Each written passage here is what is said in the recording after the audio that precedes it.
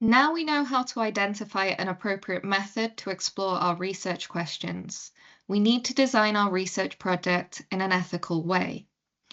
Good ethics makes strong research, protects participants, and helps us to contribute to good in the world. Ethics isn't something we think about after we have conducted our research. It is something that should be woven into the way we think about our research from the very beginning, and it ought to determine our decision making about what type of research we do, who is involved, how it is conducted, and where and when it happens. So, firstly, thinking about what type of research we do. Research asks participants to give up their time and share their experiences. And so even if the research doesn't cost anything in terms of money, it does cost something in terms of energy, time, and the mental load of sharing personal data and information.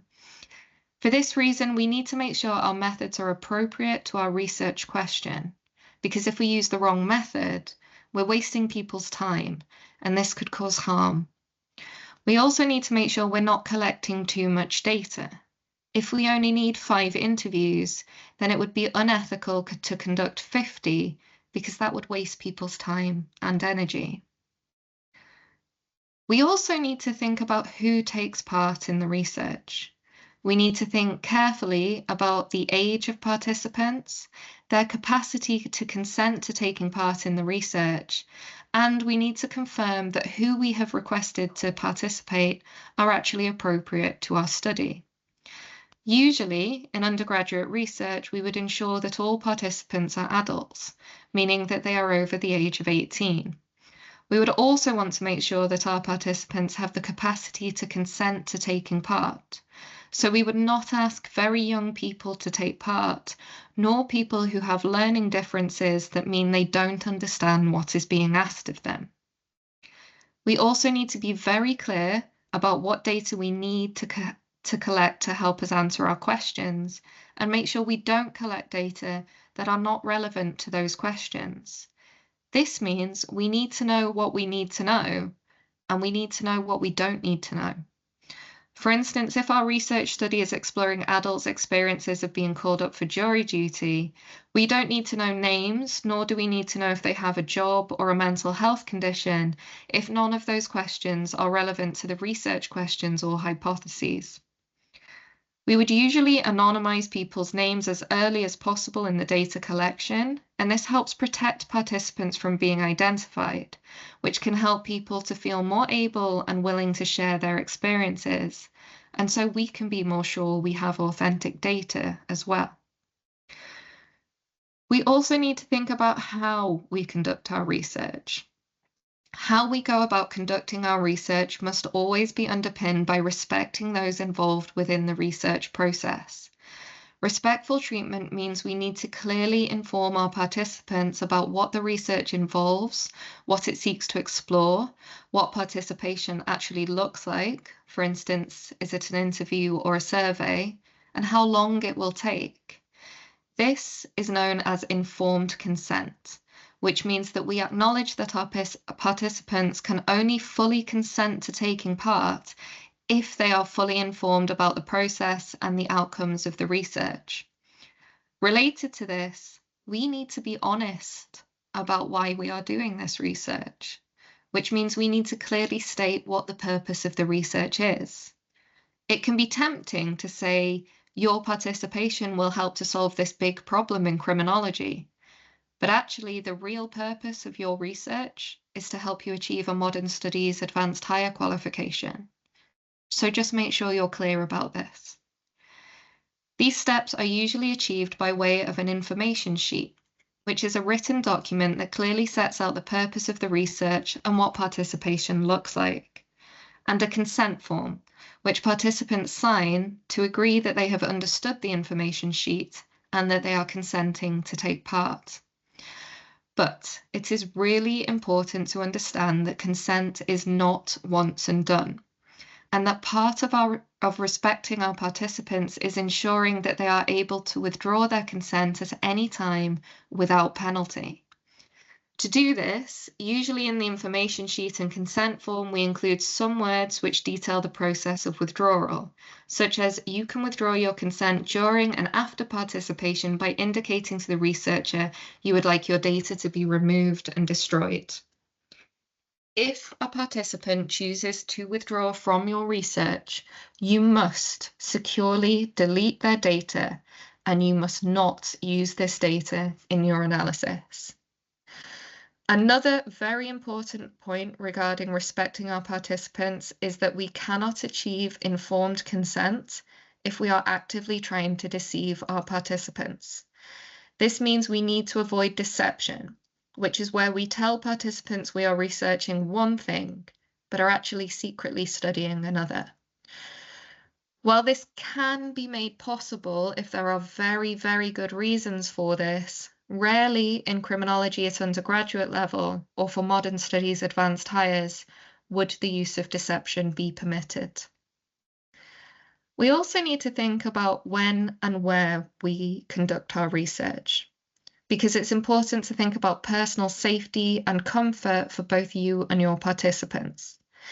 If you conduct the research in a public place, you need to consider if the participant will feel safe meeting you there, or if they might feel exposed or uncomfortable and therefore unable to share their thoughts and experiences. If so, consider if there are alternatives that can better promote safety and comfort, such as conducting the research online instead. You also need to consider your own safety too. Meeting strangers is never advisable. It is good practice to discuss your research plan with your teacher and to tell them when and where you are conducting your research and how you are making sure you protect yourself and your participants. If you are conducting an online survey, you may want to think carefully about where you post the link to this survey.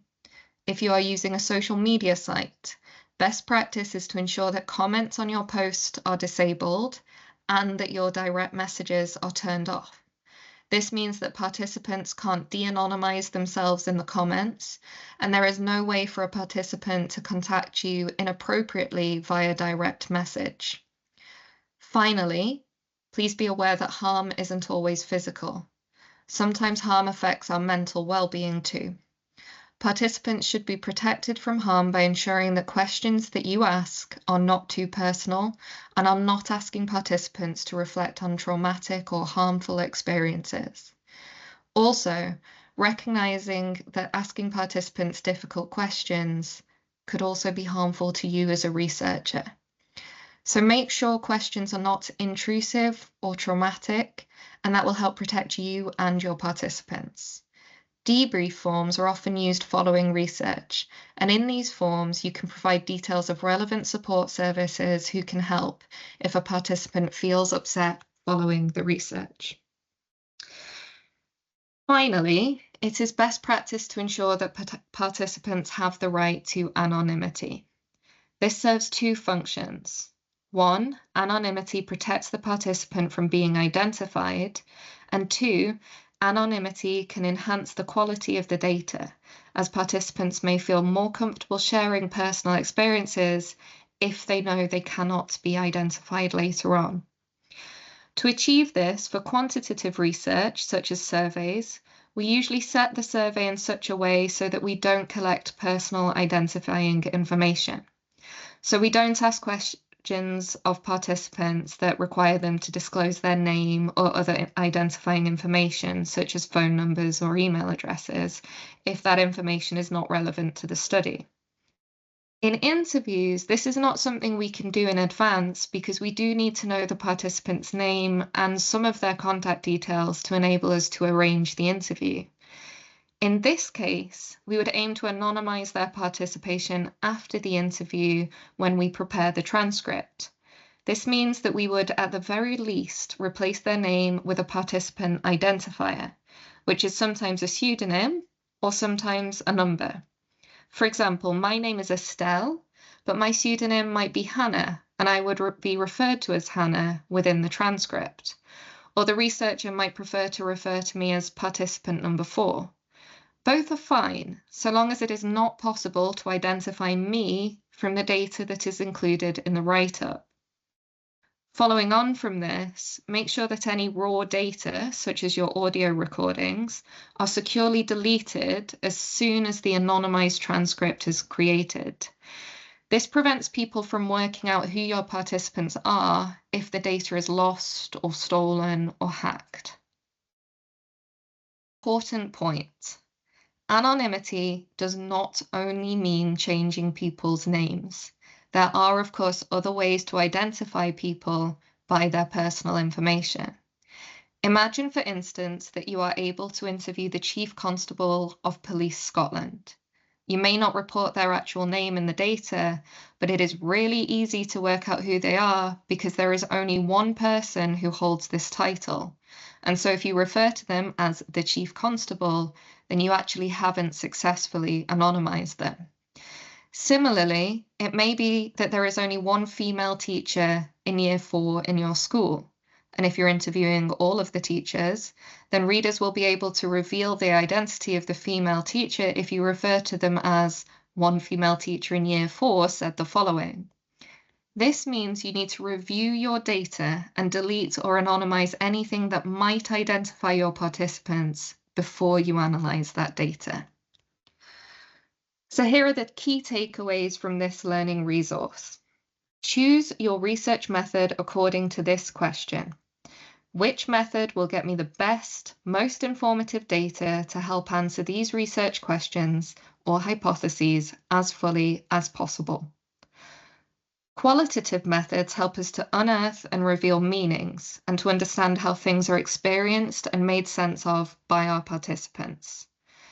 Quantitative methods help us to identify patterns and commonalities by enabling the exploration of connections between different variables.